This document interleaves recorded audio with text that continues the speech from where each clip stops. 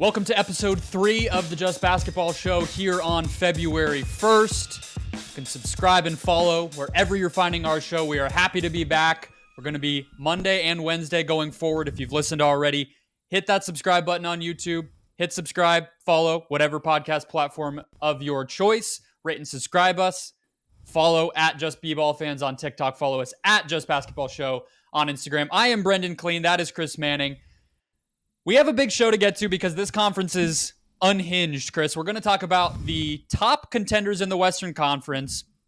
We did the East on Monday, on Tuesday, and this conference, I don't think we are even going to be able to sift through to get to as few teams as we were able to get to in the East. There's like 8 or 9 teams in this Western Conference, I think, that have a claim. What we did in the last show was predict the Final Four. That's what we're going to do today. We have to get our predictions on the record, Chris. I'm not going to let you get away with this one either.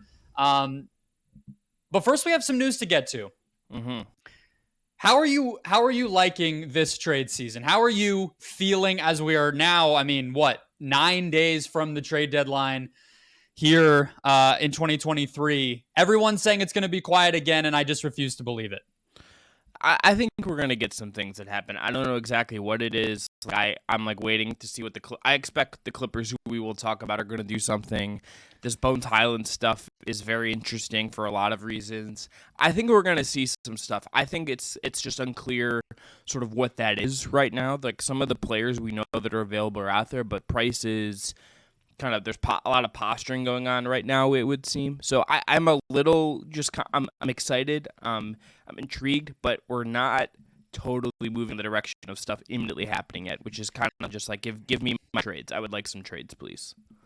I would like some non-Rui Hachimura trades for sure. We're going to get to 3 rumors here off the top. They're going to lead naturally into our bigger conversation for today. The West contenders predicting the top 4 once again, but there are 3 rumors that I'm particularly surprised by. I mean, there's a lot of names out there. You listen to, I don't know about you, but we've been hearing these NBA insiders. I listened to Mark Stein's premiere episode this week. You listen to any NBA podcast or read any NBA article. They talk about how tired they are, Chris, of talking about the same names. I'm going to add another layer to that. I'm tired of hearing the insiders talk about how they're tired of talking about the same names. It's your job. I don't care. The names are the names. We got to talk about them. But these 3 jumped out to me in particular. One is, as you just mentioned, Bones Highland of the Denver Nuggets. I have been a big Bones guy for a while, partially because I thought the Suns were going to end up drafting him in 2021. They traded that pick for Landry Shamet. We don't need to really get into how I feel about that deal. But the Nuggets don't seem they seem to have a little bit of buyer's remorse on Highland as well. Apparently looking to shop him, looking to trade him per Mike Singer of the Denver Post and a few other places. Zach Lowe has talked about it. And the part that really jumped out to me, Chris, on this one is what Mike Singer had as their asking price, or at least what they're hoping to get, which was a first-round pick. Is this just the Nuggets being cheap again? Is this just the billionaire who owns the team pretending like he can't afford to pay the luxury tax? Because we've seen this before. I more think this to me, I would speculate, if I'm going to be optimistic about this with Denver, is that they're trying to get a first-round pick to then reroute it somewhere else, so they keep their cachet first intact. I kind of keep some of the trade assets full going forward, but then they can go out and get a wing that they feel like they could help them. This team, I think, I think there's backup point guard still feels like kind of a need, but let's go back to the last several trades they've made. It is Aaron Gordon, it is Kentavious Caldwell-Pope, it is signing Bruce Brown in free agency. They've gone out and gotten bigger wings to surround Nikola Jokic with, because Jokic is such a playmaker. They're just saying, look, he can help us create everything we need. We're not going to need to just go have these traditional kind of, like, they traded Monte Morris, who was one of the best backup point guards in the league, and they're just like, it's fine. They're humming along right without him. I think it maybe just now they're going to potentially trade the guy who replaced him. I mean, Bones was supposed to be the guy that, okay, we can trade Morris because we have Bones, and now they have Bruce Brown, who's basically become that. They have interchangeable pieces. You're absolutely right. Well, but even beyond that, it almost feels like they look at Bones, who is this very shot happy combo backup guard who is not a good defender, and saying, we can't, this is our window. Our window is open right now, particularly in this West. Let's go for it. We need this specific thing to play with the Mike Malone system, to play within Jokic. And I that to me is where this feels like this is going. This feels like it's something saying, okay, like we are trying to maximize what this team could be. We are trying to find the perfect fits with Jokic, and that is why you move on from Bones. Could it be getting ahead of the contract stuff a year from now when he's eligible? Sure. I don't really see that as like, considering there's a new CBA coming, all of that stuff, like that feels so speculative to me. It feels more like the asking price for the players that would really move a needle for them is a first-round pick. I mean, maybe, like, theoretically, let's just say they get a first from someone, and they call Detroit up and like, hey, do you want a first for Bojan? And, like, they figure out the salaries or whatever. Like, I don't know. But that's, the salary stuff is very tricky, right? But that is the kind of thing they're going to be hunting around at, I would bet you, at the end of the day. Why not just trade Bones for the player, though?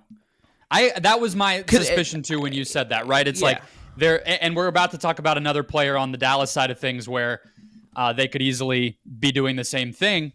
But anytime I hear that, I'm like, you're getting into a territory of such a complex deal that it's like, would a team like Detroit not want Bones Highland? Would a team like the Magic not want Bones Highland? Sure, but those are two teams that specifically do not need more point guards. Well, then who are the Nuggets going to send Bones to that would be willing to give up a first-round pick that is not a direct contender of theirs in the West or maybe even the East, depending on how picky they are about the silliness of how we know teams don't like to give up players to their opponents, that would then allow them to go to a different team and go get him that doesn't want Bones. Like, I hear you in theory, but the layers of that, it's just like, that feels silly to me. I tend to take them after thinking through all that, at their word of maybe they really do just want picks, and maybe it's not something they repurpose now. Maybe they get a 2024 first, 2025 first that they could use down the line. But at the end of the day, then are you talking about getting worse this year when you have probably the best chance at a championship you've had in a long time, if not maybe franchise history, with how good they're playing and how dominant Jokic looks? I can't imagine wanting to get worse, but I also don't have a great construct of what a trade would look like to go get a better player with the picks or with Highland himself, because as you said, it's a player type in Highland that's especially valuable to teams exactly like the Nuggets, championship caliber teams who need scoring. Well, but they've also clearly, I think, maybe decided that like he does not totally fit with what they're trying to do. Like, they would not be trying to move on from him right now, I feel like, unless they kind of were like, some of the reporting, you read it, it's that there's some frustration with how he plays.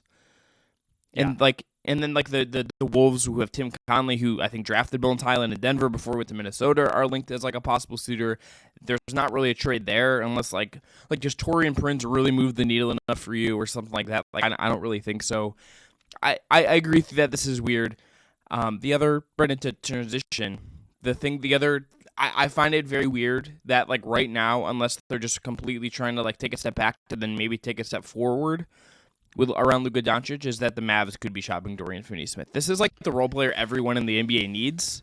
Like, this is like the quintessential big three who shoots threes, who doesn't really need to play the ball in his hands. I don't really get this unless it's like, hey, we're going to get like a windfall that we can then turn into making the star level trade that we probably need to get Luka a co-star. That has to be it. You know, Tim McMahon, who's plugged in over there, has talked a lot about the relationship Luka and Dorian Finney-Smith have. His on-off numbers aren't spectacular this season.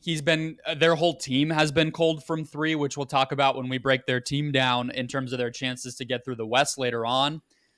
But he's awesome. I mean, I just think you have to have such respect for him, what he's turned himself into, the reliability that he has on both ends of the floor. He can get very hot from three. He is a pretty streaky shooter, which, you know, you don't love that, but you're picking nits. He's on a good contract. I mean, they just a role extended player. him. He's a role player. Yeah. But he's about the best one that you could imagine for what Luka is, right? And so I totally agree. This feels like another one where they're either going after something like this where they're going to upgrade from DFS to a star, or they're going to go out and get something as a package to go then repurpose to get a star. But again, you're just running the risk with an MVP caliber player in his prime, guy who just scored, 50-something points on Monday night after recording this, or before we're recording this. You're going to take one of his best friends on the team and one of his best role players, most reliable role players away from him. in a season that already is feeling like it's starting to slip away. I don't really understand the thinking here unless they pull a rabbit out of a hat and they really, they get a John Collins. Or would you do that? Let me ask you that. Would you, if this turned into John Collins, is that a high enough level of a star to make you feel good about getting rid of Finney Smith? That is trending in the right direction. It is probably not high enough for what I think Dallas, like what I don't want to spoil my takes about Dallas, but that is such a heliocentric team that I feel like if you're going to move away from some of your valuable pieces, you need other guys who can dribble the basketball and create and like allow Luka to not have to do everything himself. As good as he is at it and it is awesome as it is to watch him do that stuff, right? So that moves me in the right direction. I'm intrigued by it. John Collins would really benefit from playing with Luka. I think he'd maybe have a little more fun than he's had playing with Trae Young in Atlanta, it would seem. But barely. I mean, pretty similar role. Pretty similar but job. like, hey, John, set some screens, go stand in the corner, hustle on defense, even though all I'm saying is that is. we have not necessarily seen the griping about playing with Luka. No. That's in true. The way that we have seen with the guys say that they have had playing with Trae, and that is all I'm going to. It doesn't seem to be as much of a nightmare. Yeah. No, so we'll leave it at that. But like, also, I would say like Dorian Finney-Smith is a guy that I feel like every contender would like make a call on. Like any of these teams in the East could use another one of these guys. Like I'm sure Milwaukee would be like, please, like, can we call on him? What is the price? Like, it's probably not realistic. I don't think he gets moved, but this is like just one of those things where I feel like Dallas is one of these teams that when we get to the summer is maybe doing some kind of shakeup. They feel like a team that, with guys like Finney-Smith and some of the other contracts they have, plus they get all their picks back, this feels like kind of a teaser for getting to the summer.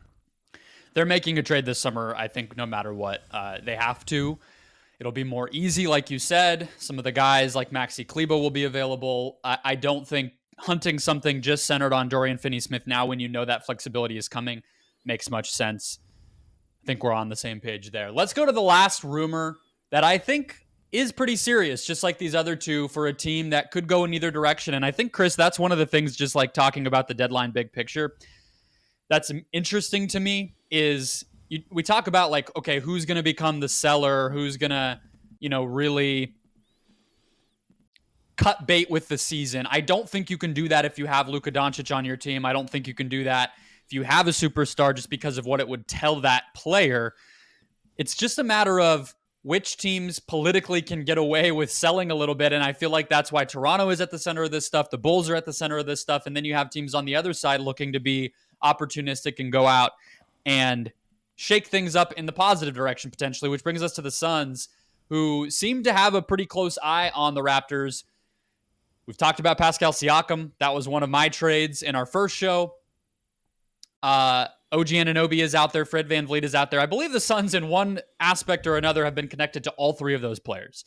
But I want to talk about OG Anunoby specifically right now. First, Shams Charania connected the team with a player for the first time in a real way, and you're starting to hear that more. What do you think about Anunoby in a Suns situation? We talked about them with the Grizzlies and the Pelicans. How about in Phoenix? Is that different to you? Better, worse? I really like it just because I think OG and Mikal Bridges like gives you just so much wing defense that I think would be absolutely awesome. It gives you a guy to play with Booker that I think would be really good with Booker. Maybe you can offer him a bigger role. Do I feel like I fully understand what the intentions of the Suns are right now in that trade and kind of what is going on there? I do not. You would obviously have as the Locked On Suns host, as someone in Phoenix, like, you would have a better read on this, I think, than I would. The Suns are one of the more confusing teams to me, and as much as I would sort of like OG there, and I think like any team that like wants to be good should like be looking at OG and just gauging that price. I'm a little kind of just unsure of like what you're doing. The bigger thing I have is just with them is just like, okay, what is like the plan? There's obviously the new owner. Chris Paul's getting a little bit older. Like what happens with Ayton? Like what happens with Crowder? I don't like none of the kind of reported Crowder deals have really moved the needle for me. Anunoby would be kind of a swing in a different direction. If you're trading for OG Anunoby, you're very clearly like not trying to take a step back at all. Not just now, but like next year or the year after. And like I kind of wonder if like a soft reset around Booker would kind of make some sense. So I am thoughts on the Suns. Yeah, we have a lot of we will get to them. But big picture. I mean, I think big picture. I can say you talk about the ownership. That's going to be going into place before the deadline. The Suns are not going to reset this season. There's been some talk, and this is the other part of the rumor that we wanted to hit on here to start things out, is they're eyeing a backup point guard or a point guard of the future. It's a little funny the way that it's being framed, that they're confronting Chris Paul's, reduction and limitations for the first time. It's like, did anyone not know that Chris Paul was how old he is? Did we not know he was 37 until this week? I'm not too sure. It's a little funny the way that stuff gets thrown out there around this time of year, but they're not resetting.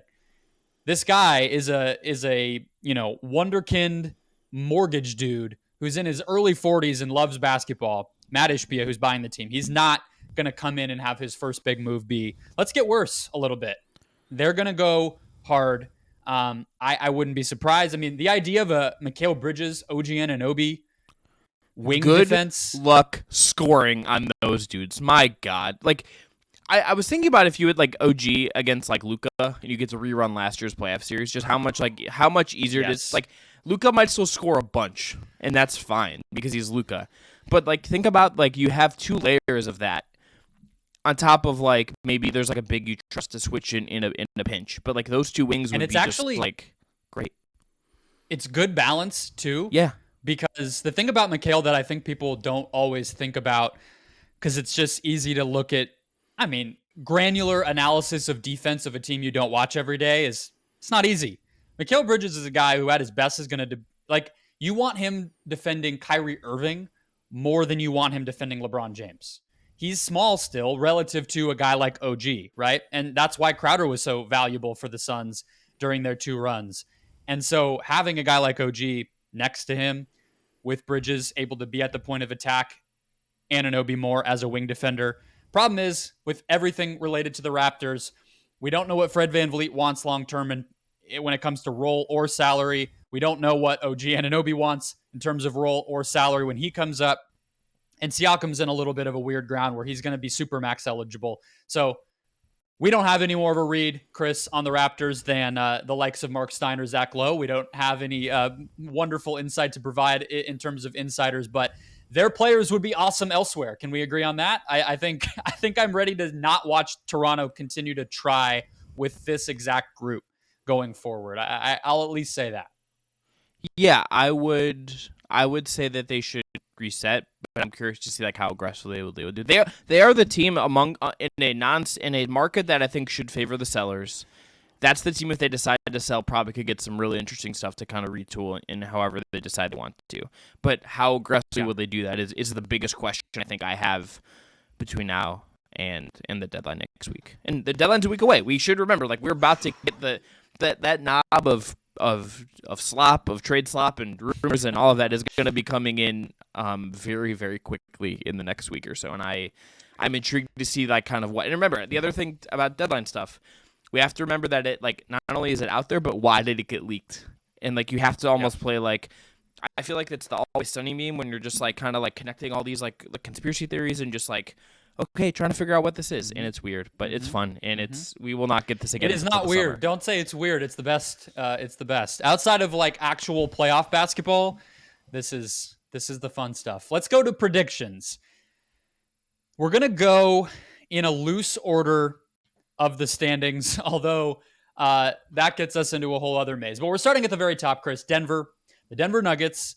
They're first in the West right now. They have a 2-game lead on first in the West, so they have really, they've been there all season. They've proven that they're real, and not that we really needed that. They've been a mainstay at the top of the conference for a while. They have the second best point differential. We'll get to the first team in a little bit. And then the other interesting thing about their overall metrics and situation right now is they're 17th in defense. So they're first in offense, 17th in defense as of yesterday. They're middle of the pack. That adds up to fourth in net rating. I could not find, just to fast forward a lot, because this is where this team has set themselves up to be. They're in the championship discussion. They made the conference finals in the bubble. They were good as much as they could be with Murray and Porter dealing with injuries, and now they're a bona fide contender. I could not find this century a NBA champion with a defense in the bottom half of the NBA. You'd be hard pressed to even find a champion with a defense outside the top 10.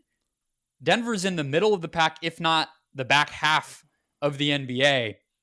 I know that their best defense is probably going to be their offense, and Jokic can cover up a lot just because of how relentlessly efficient he's going to be creating half-court buckets for himself and his teammates.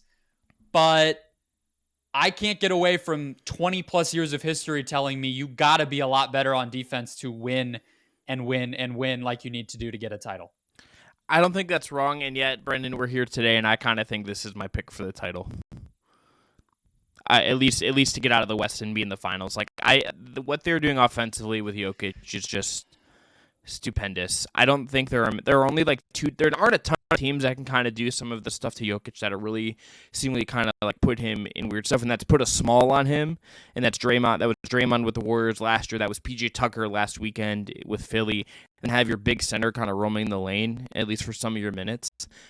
I don't know like what that is, but like the offensive upside, their ability just to like ramp that up over and over and over again is just so high that I am kind of there, and it maybe just comes from the fact that I don't know how I feel about any. They are the team of the teams in the West right now that I have the clearest idea about what they are. Yeah. The defensive stuff is obviously a part of that. Maybe we'll see what kind of trade they make. We'll see what happens with the Bone situation. But I really like this Nuggets team, and the window is absolutely there for them. The window absolutely should be. They should be considered, I think, at the very least, like one of the teams that should get out of the first round into the second round. Anything less than them really making the conference finals feels like kind of like a frustrating end to them right now. Agreed.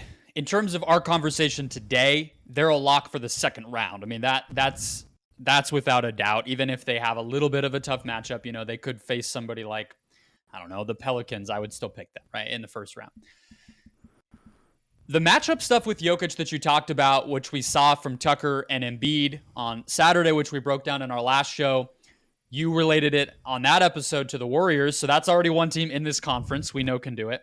I think the Grizzlies can do it too, right? With Steven Adams and Jaren Jackson Jr., I think size is kind of the way to swarm what the Nuggets do, have some rim protection, but also some post defense. I think Jackson is even better. We didn't see these two teams match up last year, but I think that could be pretty exciting. On the offense, I've heard a lot of people put it this way, and I wonder if you agree. It feels like the most succinct way to describe where they're at. Their offense is probably the single most important or single most steady unit of any team with anything. Does that feel right to you? I mean, you have Boston's defense, I guess. You could go with the Grizzlies' defense, but I feel like the Nuggets' offense is the surest thing in the NBA in terms of one team on one side of the ball. Yeah, and I think that's because of Nikola Jokic. You know, like that is because Nikola Jokic is just this offense into himself. Like he is this guy that kind of unlocks everything for everyone, and like that team has built its identity around playing around him and his just absurd ability. I am curious to see just kind of like what maybe if they have. I do feel like there has to be a counter that they will try out. Come time and Jamal Murray to some of the Jokic stuff that they've kind of had to deal with at times with teams have the size to kind of deal with them. Murray, feel like you would have to maybe involve Murray in different ways and get creative with him. Michael Porter Jr. kind of exists as a big swing piece as well, but this all comes back to Jokic. I mean, Jokic is just this kind of one-of-one guy in how steady he makes that offense and how consistent it is. And I just think he's also going to break through at some point, right? Like I just feel like he's too good not to. Even with some of the defensive, I just feel like this is an all-time guy, and it feels like he is going to. Well, what does breakthrough mean then? Because they made the conference finals. Yeah, I just. There's something about this team I can't exactly put my finger on it. And again, maybe it's just the weirdness of the West. Maybe I'm just like in love with how they play and how fun they are to watch. But this feels like a team that just has so much upward momentum to me. And like Murray healthy and Porter Jr. healthy is a really big deal compared to them the last year. So we will see. Look, they could lose in the second round, and I could be like totally wrong here. The defensive stuff is a very, very good point. That was a whole talking point Like for Cleveland, it's like, can they, when LeBron the second time, is like, can you put together a good enough defense at times to survive how good you are on offense? 2016, they were top 10 in defense, though. It's like you feel yeah. like And they had a gear the they had a gear. They had a gear. Yeah, they had this gear you could get to. Defenses we've seen in different finals when you have question marks, Dallas in 2011, some of these teams were like, oh, they kind of cobbled together a defense. You look back, those teams were still pretty darn good even in the regular season, and like you said, they were able to turn it on in the playoffs. A lot of veteran teams are like that. The Nuggets would be an outlier. There's really no other way to slice it, but they have the rest of the season to improve on defense. They obviously have the playoffs to gel. They do probably have some wrinkles up their sleeve. I think Mike Malone is a really good coach, and he has tended to adjust really well. I mean, look no further than how they made do without any of these great players that they now have at their disposal. I would imagine he'd have some creativity now that they are back. Let's move on to Memphis. Okay. Chris, they are 32-18, second in the West. They are the team that I was mentioning a moment ago that has the best point differential in the Western Conference. They're 10th in offense, first in defense, so top 10 in both. That's a good indicator, and second in net rating. What do you make of the Grizzlies right now? They are, I don't even necessarily want to call it a swoon because I don't know if I watch them and feel like they're playing worse basketball, but they are 5-5 in their last 10 games. They're not a great road team, although no one in the West really is. And they're getting healthier, but they did lose Steven Adams right as you were starting to feel like they had everybody. Where are we with Memphis? Let me ask you a question in response to that. Do the struggles they've had of late, where they lost 5 in a row at one point and then only got back in the winning on a winning streak after they beat a very bad Pacers team who doesn't have Tyrese Halliburton right now, and I think they'd only at that point had only won once since like January 5th or something like that. Does the recent struggles come into how you think about this team at all and kind of what they are? It doesn't. It doesn't, because as I said, I don't watch them and feel like they are lacking something that they had previously. I mean, just to break down those losses, to just get, maybe a little granular for a second. 1 point loss to the Lakers, right? And they're playing better lately. 2 point loss to Phoenix. They made a late push in that game. They almost got blown out, and they fought hard down the stretch, almost came back and won it. Blown out by Sacramento, but Ja didn't play. 2 point loss to Golden State, and then an 11-point loss to Minnesota in a game where Ja had a triple-double. And that's probably the worst one, just losing by double digits to the Timberwolves. But that's 3 2-point or less losses, 1 blowout without your best player, and then 1 genuinely bad loss. They are coming off a huge win streak before that. I just don't watch it and feel scared that this is a dramatically different team. And you're just factoring in now the past couple of games out of that, they didn't have Adams. So I just think my answer is no. I'm really not super worried about them right now. I do have some questions when we do get to playoff time, but I think in the regular season, they'll get back on track and probably finish in the top 2 in the West still. Yeah, my concerns go back to last year in the playoffs. You have this in our notes, and it's a really good shout. Like, they are 23rd in half-court offense right now. And what happens in the playoffs? This becomes a half-court centric thing. It is harder to get out on the break. It is harder to feast and transition and have so much of your offense relied in that way. Ja can create stuff out of nothing. I think Bane has been awesome. Like, they have shooting that I think can help you kind of navigate some of that stuff. But like, that's going to be a concern for them, especially if they come against like a really elite defense. If they come against a team that has someone to throw at Ja as like a point of attack defender, let's say the Clippers go out and get like Fred VanVleet. Yeah. And like Fred gets to just hound Ja for a whole series. That's going to make things really, really hard for them. And I don't know what their counters totally are, unless like or Kawhi Leonard hounding John Morant. Yeah, the Clippers don't have to look far. No, that's true. They could just say, hey. Also, Paul George exists in the team. They have lots of Terrence Mann. Yeah, I think that is exactly the type of matchup that I think is worrisome. I think the Warriors, although Ja didn't play a lot of that series, would be another one with Wiggins, not Clay, I guess, but DiVincenzo.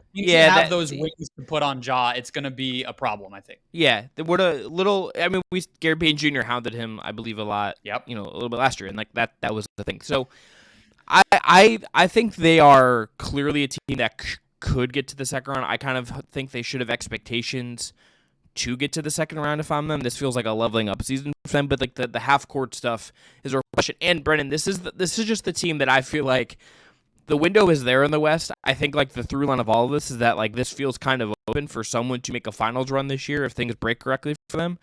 I feel like Memphis should be willing to put something on the table. They are going to get Danny Green back. Danny Green has said himself that he's going to come back. Everything you hear and read about Danny Green in Memphis is that they like him as a locker room guy. They believe he can be a 3-and-D piece for them. Okay, he's coming off an ACL. Do you think no, he's enough? It's not. It's not. Not at his age coming off an ACL. That's a real concern. And I understand I ask that because I wonder if it's less about him and more about how much do you feel like they need to get from 23rd in half-court offense to, say, 15th with the fact that they're going to turn defense into offense. Ja is going to be a juggernaut, crazy ramrod in transition. Even in the playoffs, he can manufacture that. Why not? Why can't Danny Green's shooting be just enough help to space the floor a little better, get them some easier threes, and turn that around to being respectable in half-court offense rather than it being a major concern? I don't agree. I agree. Danny Green, like, relying on him to be, like, your third best player is a little crazy, but he'd be, like, your sixth best player, fifth best player. I just have higher ambitions for Memphis in that spot. And I just wonder if there's, like, someone they could go get. Like, I think Malik Beasley would be really good for them, even though, like, there's some defensive concerns there, but the shooting would be good. Like, you could poke around and find guys that I think are just maybe, like, a little more trustworthy for them. And, you know, I don't know exactly kind of like what they're willing to give up is kind of the question. Like, what of their young guys and the cash picks they have are they willing to trade? But, you know, there's room to improve there. The more I think about them, the question is go all in now or continue to be patient. Right? I mean, that's really what we're talking about at a macro level. I really liked Kuzma for them once it seemed like he's not available.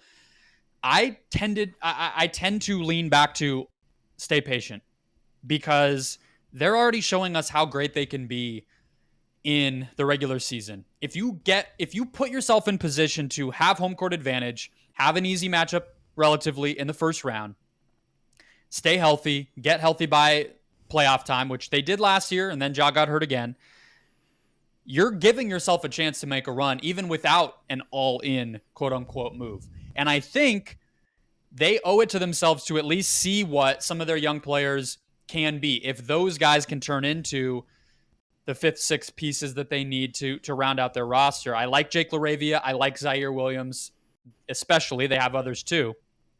And I would be more willing to be patient.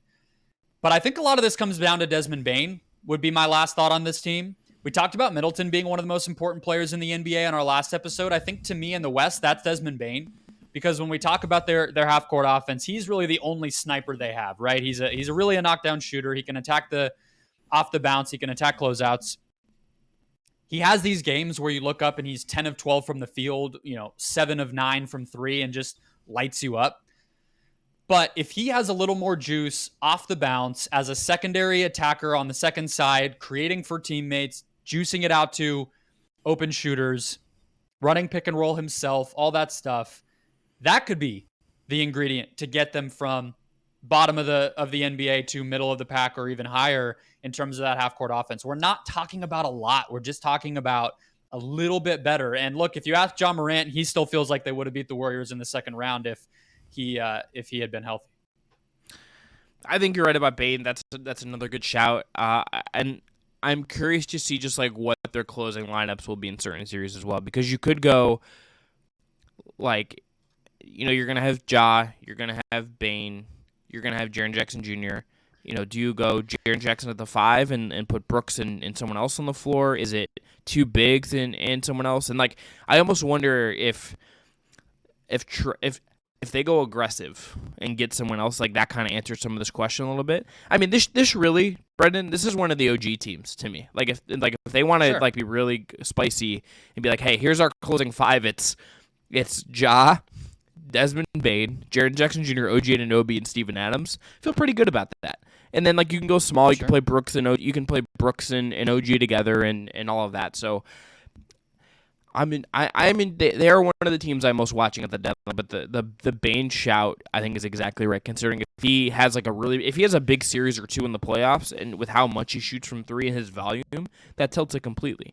Yeah. He's that important. He's that important off of Ja, especially if Ja can get into lane and kick out and stuff like that. Is just opportunity for Bane to feast and kind of juice what they're doing. Agreed. On to the reigning NBA champions, the Golden State Warriors. They are 25-24. That's sixth in the Western Conference. They have a negative point differential, which is 12th in the conference. Not great. They're middle of the pack in both offense and defense. And no matter when I check, because Cleaning the Glass has this stuff laid out overall, they also have it past 2 weeks. And every time I go in looking at the Warriors and I'm like, all right, it feels like they've been playing a little better. What does their past 2 weeks stuff look like? Middle of the pack, almost every single time. They have just not been able to get over the hump and separate themselves, get into the top 6 of the West, really do anything to make anybody feel overly confident about them outside of looking at their roster, looking at the fact that they have a ring from 2022 and saying they'll figure it out. What do you make of this team right now, and do you think they'll figure it out? I just kind of assume that they will, and that's maybe like a boring podcast answer. It's just like they have Steph Curry. They have like a better version of Klay Thompson than I think we saw last year. You would kind of hope Wiggins gets a little bit better. They're not historically like a trade team at the deadline, so like it's not like they're going to maybe go out, make a splash, and bring someone in and kind of change what they're doing. I think the DiVincenzo signing has been like a really good one for them. Like I just kind of assume that they're going to be there when the chips are on the table, and maybe this team's not quite as good as last year. Like maybe things are just like a little wonky, and like and to some degree, like the punch that everyone knows about it and has seen, like kind of maybe hangs over this to some degree, and like. And all of that, and even though it hasn't, like the last kind of ride of this team, so to speak, has kind of not happened as much as we would have expected. I just kind of assume they are going to be there when it matters because of the pedigree, because of Steph in particular. Does what we're seeing like necessarily project that? No, like I don't think it does. I think you're right saying like, hey, you're waiting for them to look better every week, and they aren't, and yet I kind of just look at them and say, okay, like this is the Warriors. Like they have this track record of like if their guys are healthy, they're going to be a really hard out and probably make a really deep run, and that is where I end up with them. I don't have like a reason other than that in terms of what we've seen from them to think that things go the other way. It's just like a pedigree thing for them, even though and they're 6th in the West, and like if they avoid the play-in in particular and they're there, it's just like okay, like they probably have a run in them. I mean, it wouldn't surprise me if they make it to the finals again. Honestly, I wouldn't be totally surprised. Yeah, they're 9th in half-court offense, which is really good for a team that has struggled. I mean, if you're looking for any signs of life, and they play a lot in half-court this year, which is maybe a little unorthodox for them, although we know they're selective running team. They're not always going to just fly up and down the court, but playing that much in the half-court and being as efficient as they are is a great combination, a great indicator. I like that they're committing to Jonathan Kuminga at least a little bit. They played him in a game. They started him in a game where Wiggins missed recently as Wiggins is coming back. I think you're right about DiVincenzo.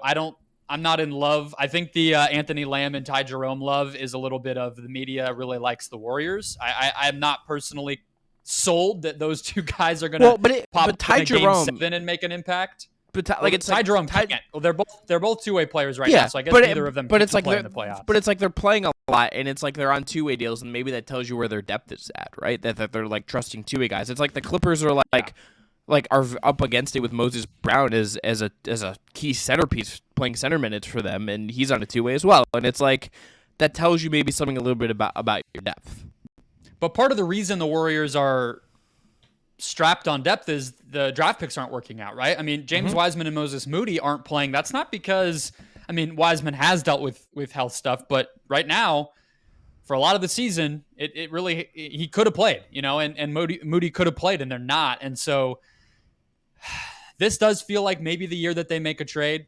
I know that everybody loves to talk about how they rarely do it. D'Angelo Russell was like the one time. I had the Olynyk trade in our first show.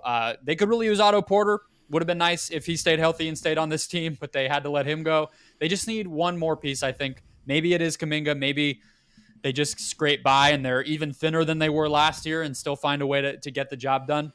The last point I have on them is I think a more aggressive Wiggins would go a long way. Again, I just said he's coming back from injury. He missed a lot of games. I have this stat that his free throw attempts per 36 is almost in half from last year. He has like a career low free throw rate. He's kind of starting to look like Wolves Wiggins again in terms of not getting to the line and doing the good stuff that we know he can do. I don't blame that on any sort of like mentality shift. I just think when you're dealing with injuries, you're not going to barrel into the lane and draw contact. But if he could get healthy and play a lot more like himself, I think defensively that would help them, offensively as well. He was, as a lot of people have said, maybe the second best player in the finals last year. So maybe it is just their guys looking more like themselves. Maybe the depth isn't quite where it was last season, but the West being so up in the air like it was last year, maybe they figure it out anyway.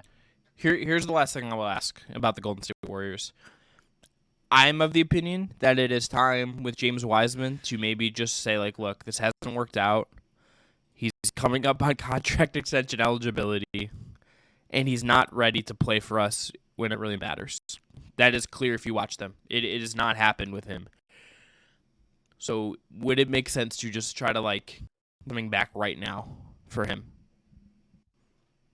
I think yes. I mean, I'd say yes. I mean, that was the Olynyk trade, right? I said Wiseman and whatever other salary to make it work. And Olynyk is like a better version of Bielitsa, who played certainly more minutes than James Wiseman did for them at the end of last season, and could be that connecting piece and depth off the bench in terms of the big man spots. I agree with you after we talked about it and just knowing that it's very unlikely he makes any sort of impact this season, that they can't talk about him and treat him. And it's kind of like the Markelle Fultz thing got to, right? Like the trade that the Sixers ended up making is still better than what Wiseman would probably end up being worth. But at a certain point, the Sixers just had to say, what can we get? Not what is a first overall pick worth, but what can we get for this player? And I think that's where the Warriors are. I don't disagree with you at all. And if that's their number one chip to get better and they have an opportunity for one more title, it'd be silly not to. Let's go on to the Suns. We talked about them with the trades, pursuing everybody under the sun, it seems like, looking for a big shakeup with new ownership after a weird season. Devin Booker's been out since Christmas, and even a little before that. He only played 4 minutes on Christmas. You have in our notes that you're very confused by this team. Tell me why. Look, I just feel like this group needs a jolt. Maybe it's just Devin Booker comes back and that fixes a lot of this, and maybe that just kind of like solves some of this. Something just feels like a little off in what's going on here. Like Chris Paul has looked older.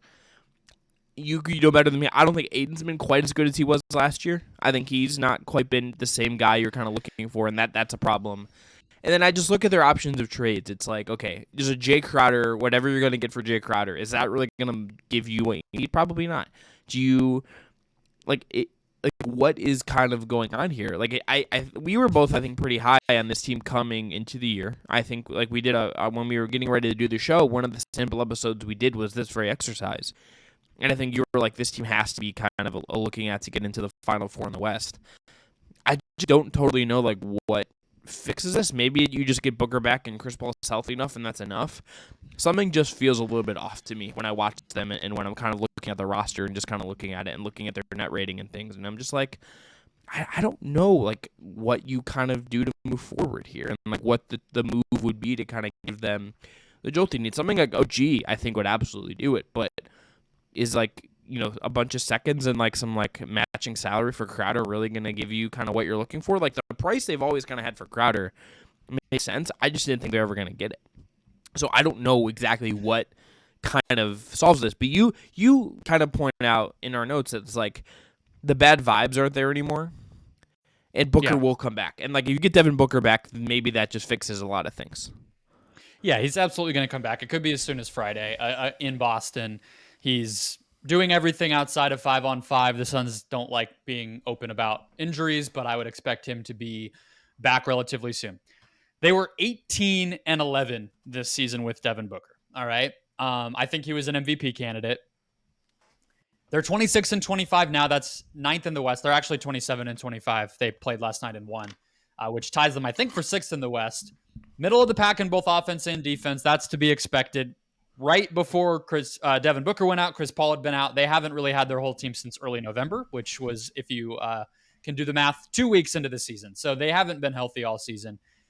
They've won 6 of 7 right now. They're basically 500 in January without Booker for the whole month. And Chris Paul has looked old. He's looked a lot better on offense, at least this year, although you run into a team like the Mavs, they're going to just punish him defensively, considering he's 5'10 and 37 years old.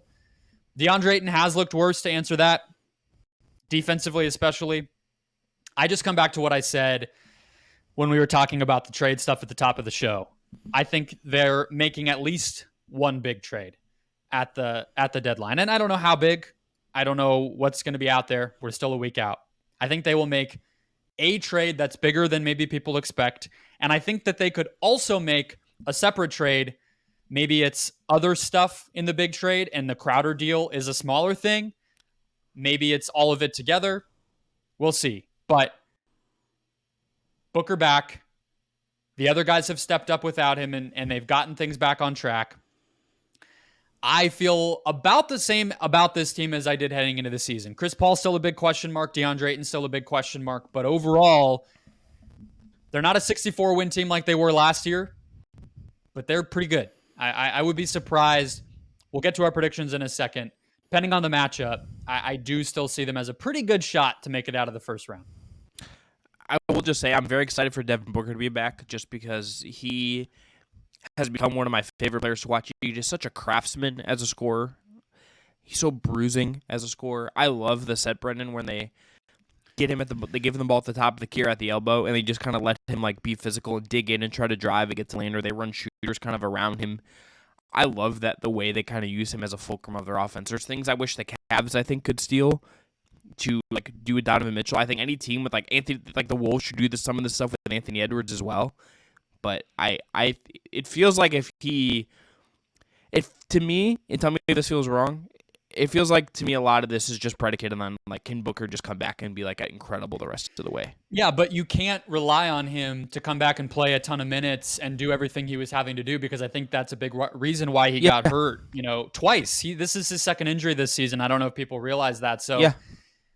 It's this soft tissue stuff. He gets it every year. This year he had to do more and the injury was worse. Like, this is very, A plus B equals C stuff. And so to your point about those other guys, though, I think one of the things that also kind of can get underestimated about the Suns is you can't have these two guards run things so well without the structure around them. And so it's like people still in 2023 in the NBA seem to undervalue shooting. Minnesota and Cleveland, two teams that don't quite have the shooting you would like. So yeah.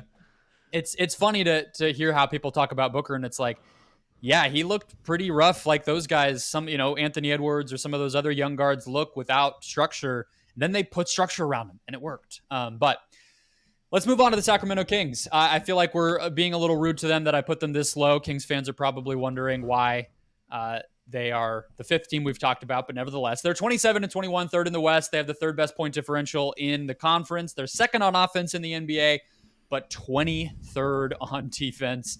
Basically the opposite of the Milwaukee Bucks, who we talked about earlier this week, where they're in the 20s offensively and in the top 3 defensively. I think getting home court advantage will be big for the Kings if they have a shot at making a run. I think staying in the top, 3, maybe 4 is pretty important for them. I think that this is a team, to me, Chris, where like the concerns are just pretty obvious, right? They're pretty young. The defense, as I just said, is rough around the edges, and it's going to be their first time going through all this.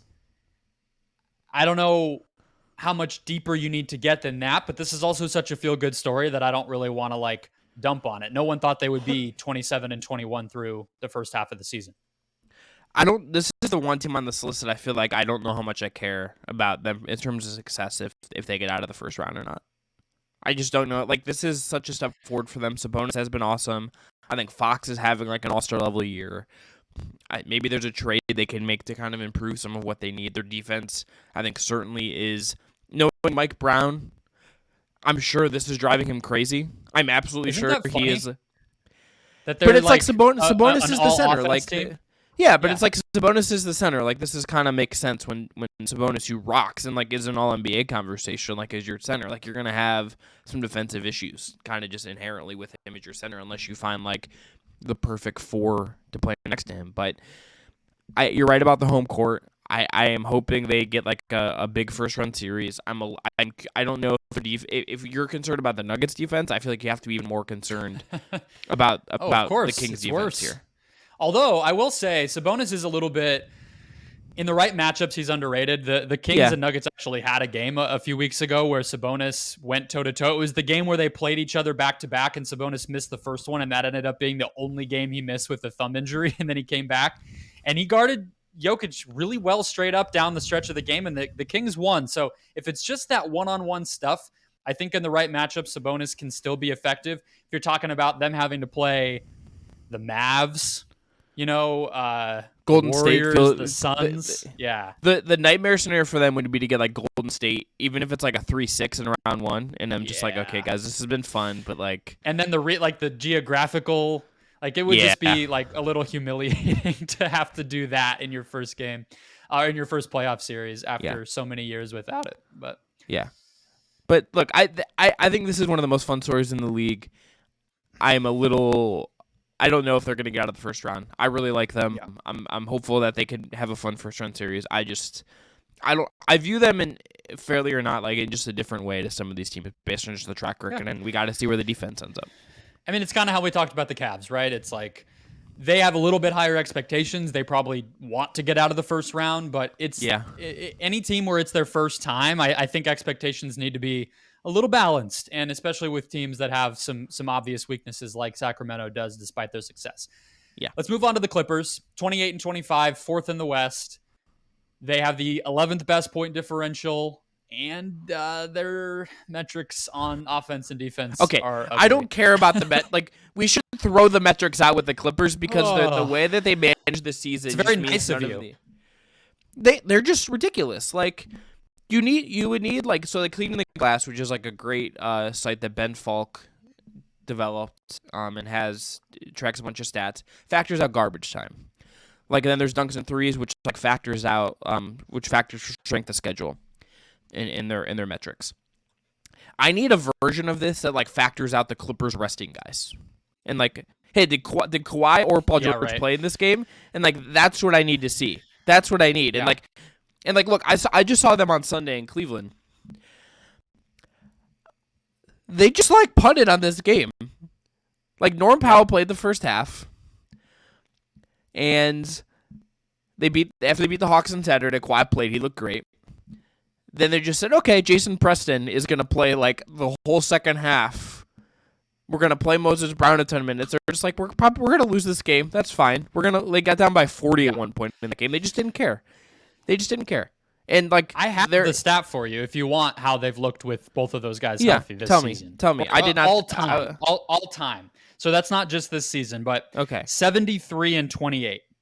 So they're good. They're really good with those two guys. They're really good with those two guys. They win 75% of their games basically when those two guys play, and I believe it's pretty close this season. It's hard to track because it happened. It's constantly getting updated. But I watched this morning like the first half and then the fourth quarter of their game against the Hawks on Saturday. I thought you were about to tell me you watched the Cavs game, and I was gonna like get on a flight and be like Brendon, shaking you, like Brendon. Chris, I made fun of you for going to that game. I will never be revisiting the film of that game. No, that game.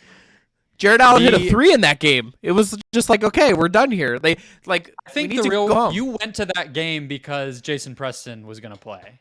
Yeah, right. Shout out to Ohio University. People can't see it on YouTube, but there is a framed Ohio University number 5 jersey over there. That is for DJ Cooper / Maurice Sandor / Ben Vanderplas. But on my list at some point is to get a framed Jason Preston Clippers jersey and put it in my office. We don't get, I'm not like you in your Arizona State.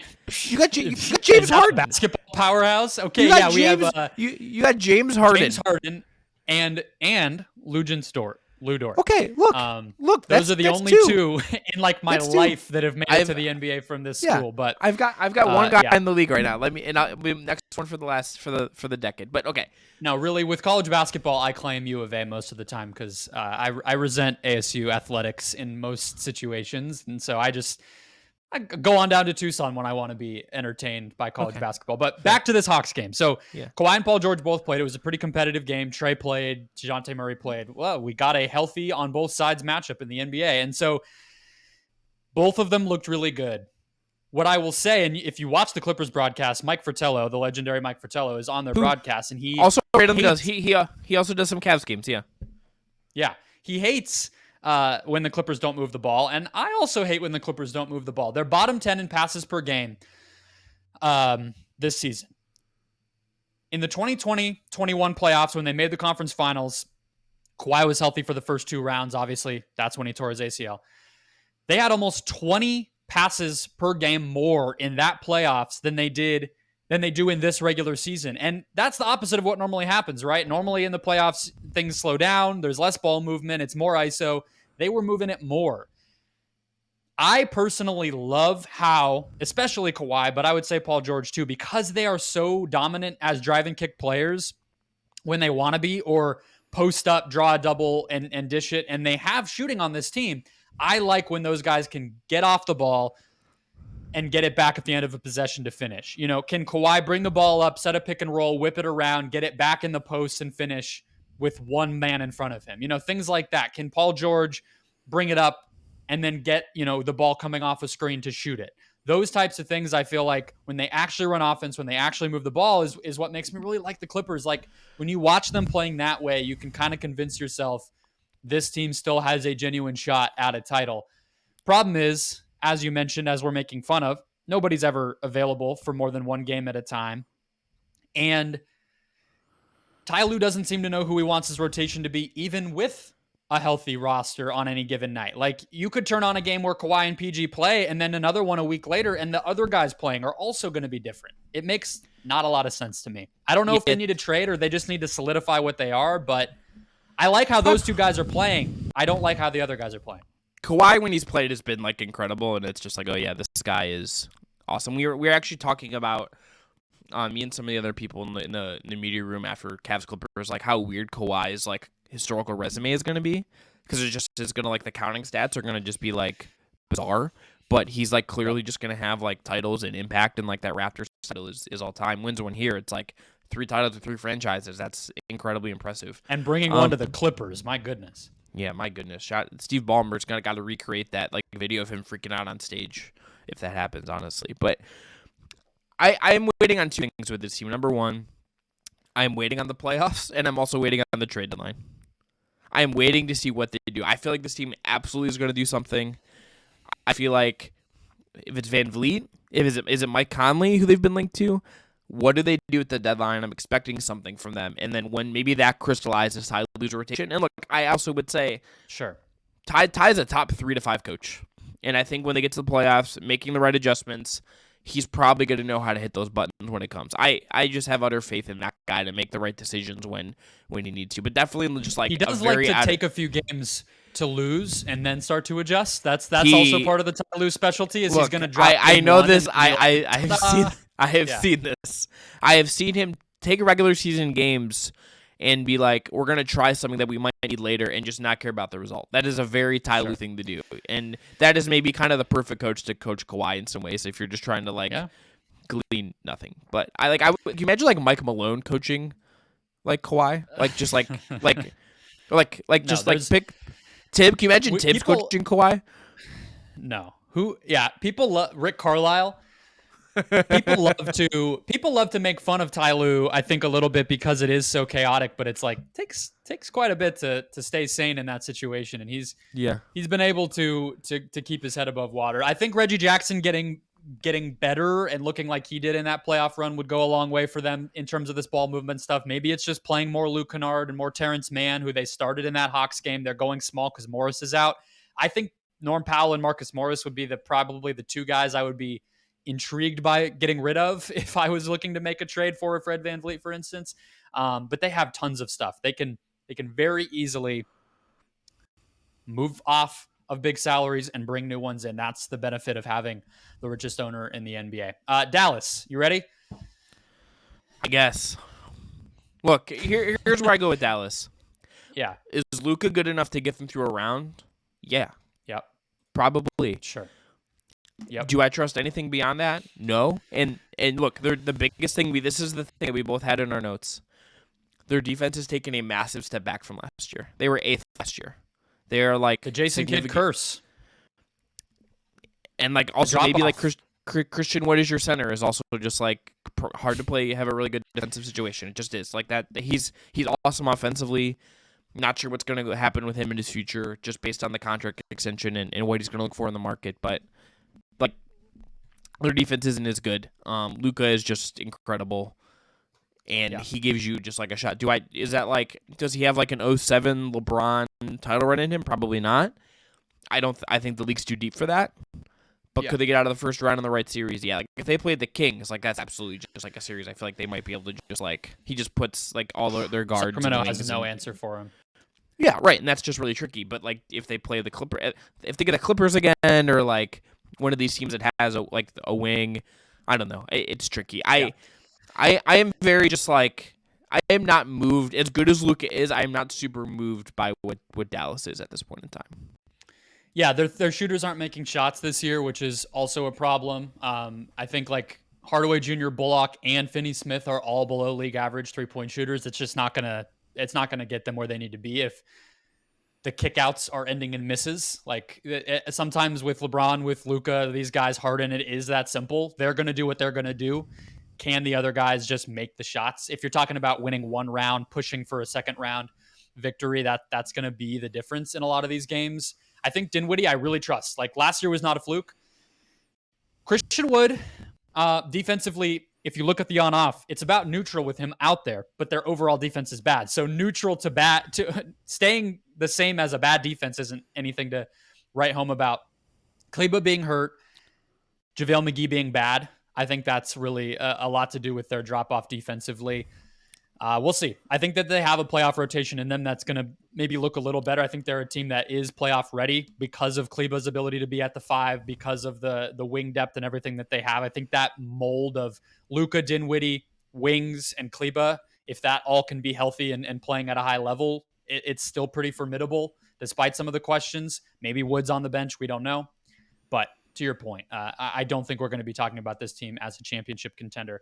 We're going to close with our most confusing team. I think to me, Chris, I know you've been a little confused by some of these other ones. This was far and away. This is the one. This is the one. It's the New Orleans Pelicans.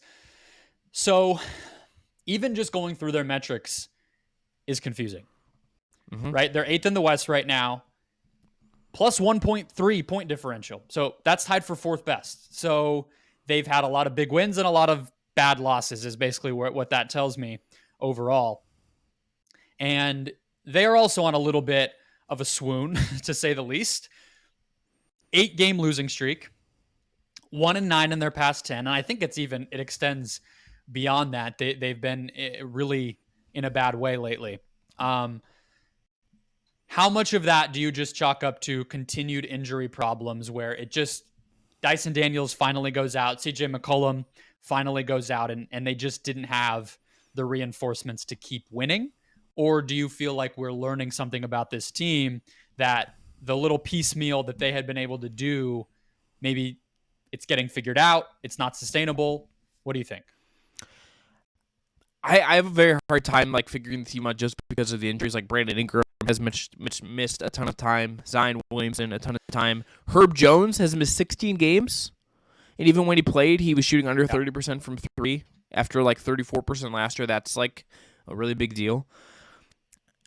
They have like a lot of guys that I feel like if I were them, I would want to like consolidate. Like are you going to consolidate Jackson Hayes or Devontae Graham or like Kira Lou? Like what do you do with just like some of these guys in the fringe of your roster to kind of reinforce that? And what do you feel like you need?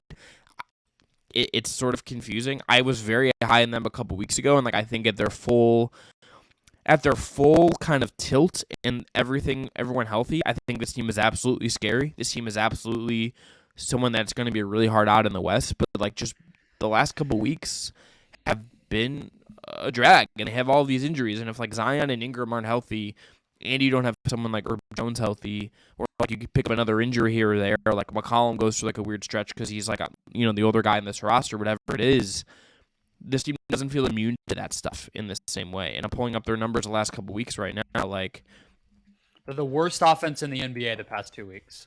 It's really bad. 30th. Yeah, they're about 5 points. They're really they're bad right now, and like that's a tricky place for them to be. Bad is a tricky place for them to be. I would agree with you. I think the Herb Jones thing.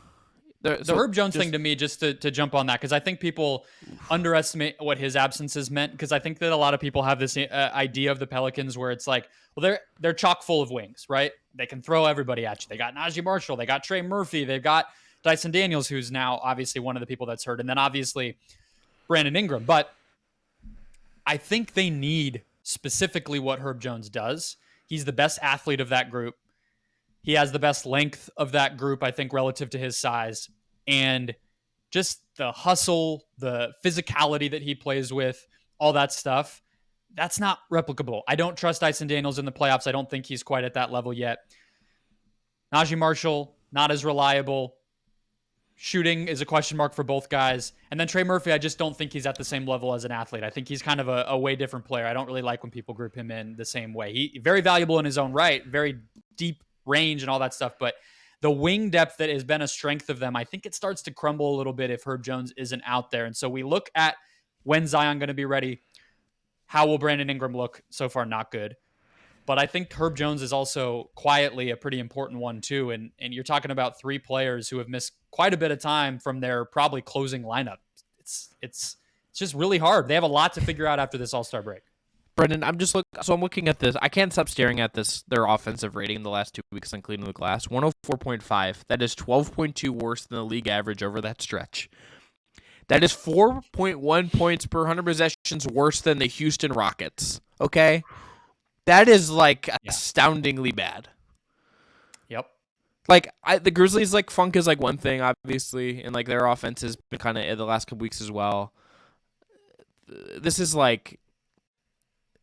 just by far the worst team in the league in offense the last 2 weeks. They have this somehow there's a team with a worse point differential than them over the last 2 weeks, which is astounding. That's the San Antonio Spurs. Congratulations to you, San Antonio, who's giving up 120. Can I read you their starting lineup from the last game though?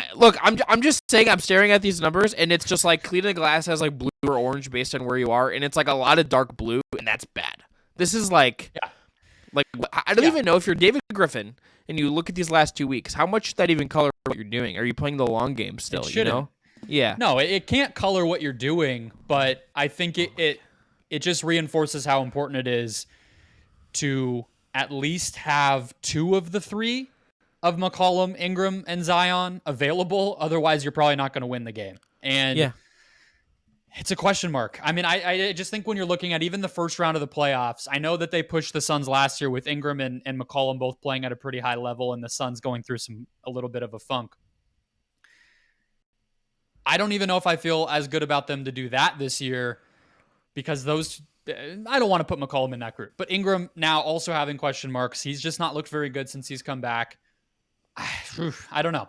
We're just saying the same thing in a lot of different ways, I think, which is that they're very hard to read. They need to get a lot figured out. It makes it very hard to make decisions at the trade deadline. And they were already probably going to be one of the teams of the upper echelon back when they were in that spot in the conference that was going to have the most question marks. Now there's even more question marks, and they're unlikely to have home court advantage or some of those built-in structural benefits that they might have had if they finished as the 3 seed, for instance. It's an uphill battle, to say the least, for them right now. Just tell us the starting lineups, and let's move on to predictions. The starting lineup from the last game was Jose Alvarado, Trey Murphy, Herb Jones, Najee Marshall, and Jonas Valanciunas. Could anyone win with that team? If you're playing the Spurs or the Rockets, yeah. Sure. But obviously maybe not. They have that again, their offensive rating is 4 points worse than the Houston Rockets the last 2 weeks. And the Rockets and Giannis dropped 50 on their head. So in 30 minutes.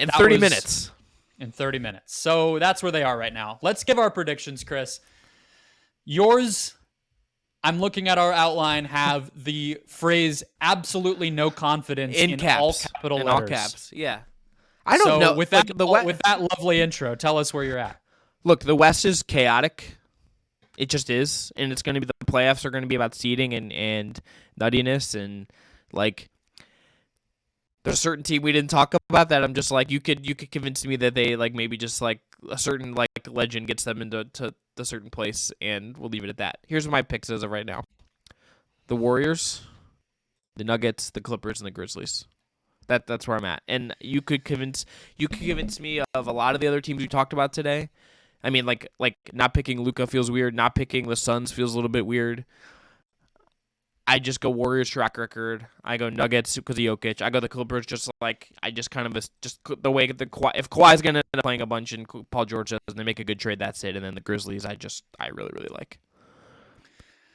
Right now, if things just were chalk in terms of the standings going into the playoffs, we would have in the first round Denver, New Orleans.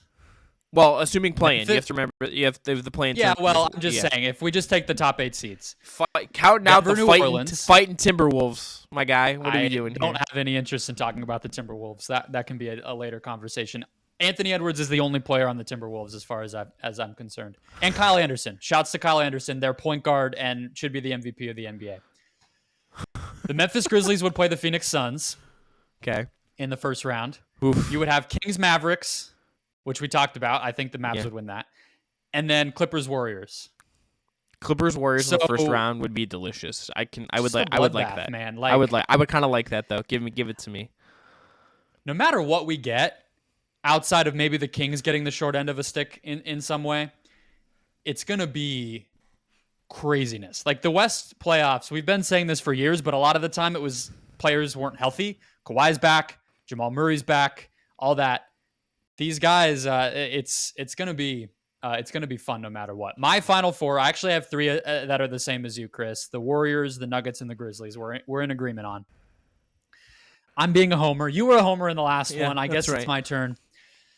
I have the Suns, but I have that with an anticipation that they will make a move.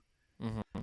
And that they'll be a better team come playoff time than they are right now.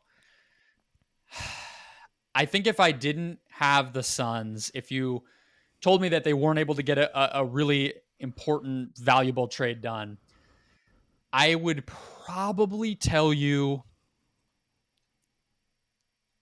oh man, this is really tough. I might go Pelicans just... Oof! After everything we just said about the Pelicans, after everything we said, but with the caveat that we did discount a lot of the recent stuff as much as we were clowning it, I think if you get Zion, Ingram, and CJ, if we ever get the full healthy version, I think that offense could be pretty sick and overpowering enough that they could beat a Clippers. They could beat a Grizzlies. I don't know, but I would put them there. They're going to have that uphill battle, though, and so that's in the end why I'm not going to pick them. A lot of the teams in the bottom of the conference, I know the Suns are right now too, but again, assuming they make a move and get better, that would be my pick to get out of the bottom, and that's where I'm left. But man, we're talking about two teams that are in the play-in contention, and then the two top teams in the conference, and then you have the Clippers who are right there in the middle. We did not go chalk at all in this one like we did in the East. No. If I asked you, I said at the beginning, I should say, that I have the Nuggets right now as my favorite to get out of the West. Do you have someone that you would say right now if I made you? Yeah. I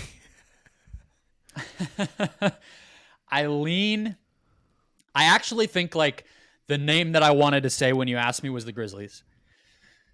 Because I actually do buy the Danny Green stuff, and I think Desmond Bane can, now that he's back, if he can just stay on the floor, he keeps missing games.